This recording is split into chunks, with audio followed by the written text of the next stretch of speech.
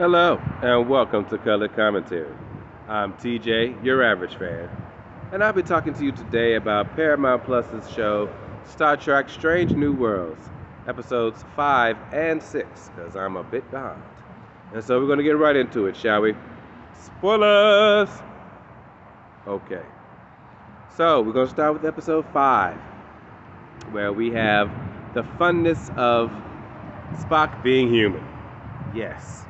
So him and Nurse Chapel were on a shuttle. They were He was. They were on their way to Vulcan. She was going to the academy there for schooling because she wanted to join this academy, and he was examining this rift of this ancient alien race that used to live on this moon, but they don't know what happened to them. They just gone. They've been gone for centuries. But there's a rift of some kind on the moon, and so they're gonna check it out, see what's what with that. In the process of that, come to find out that it's a space-time rift, and the shuttle couldn't take it. They crashed, and when the aliens that run the rift, the people that actually live there, they became interdimensional beings. They put the ship back together and they put the people back together, but they felt like because it was a human and then a half human, that something was wrong. So they took out his Vulcan DNA and made him a whole human. You're talking about craziness. On top of that, since they was at Vulcan, he had to have a engagement dinner with T'Pring, his fiance, and her family, and his mother. And him being human, yeah, that was just not working out so well, I gotta say. Then he had to try to figure out how to control his emotions, because of course, being whole human, he never had to deal with that before. So now he got to deal with that. It was just hilariousness all around. And at the end of the day, he ended up passing the dinner because it was basically a big trial, and as a human, and got his fiance's mother right together because she was being a real bonehead. They were showing how racism of some kind exists, xenophobia, if you will, because she was against all humans. She thought humans were a waste of space. And so she didn't like that her daughter was marrying a half human to begin with. So she always had something bad to say about humans, bad about his mother, because she's a whole human. And he didn't realize how much his mother was dealing with living on Vulcan, being a human, and all the prejudice that she had to deal with. So he got closer to his mother through this process. He ended up breaking up with T'Pring for a minute. And now he's seeing Nurse Chapel. Well, they try to figure it out. We're going to see how that works out.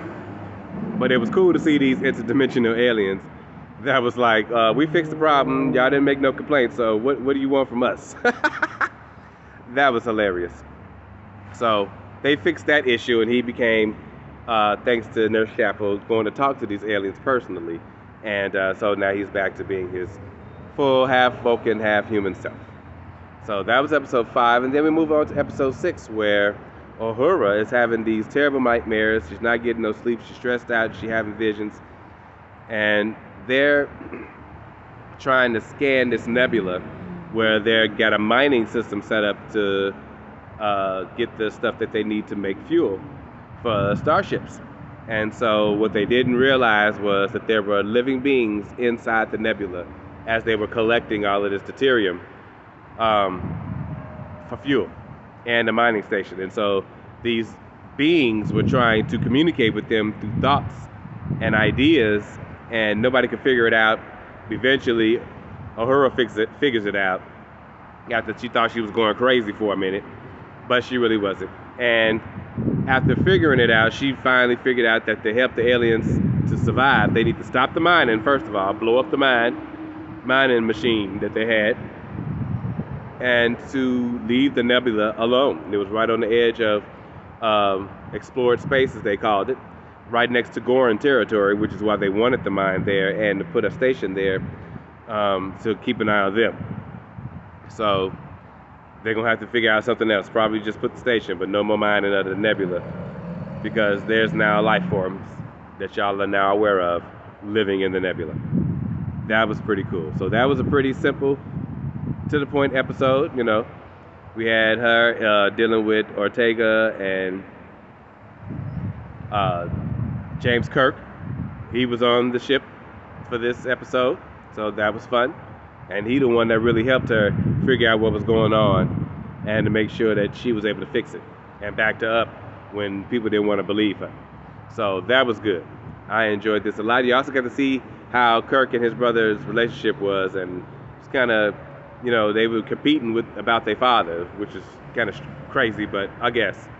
Anyway, those were episodes 5 and 6 of Strange New Worlds, and I will see you guys for 7 and 8 next time. In the meantime, have a great day.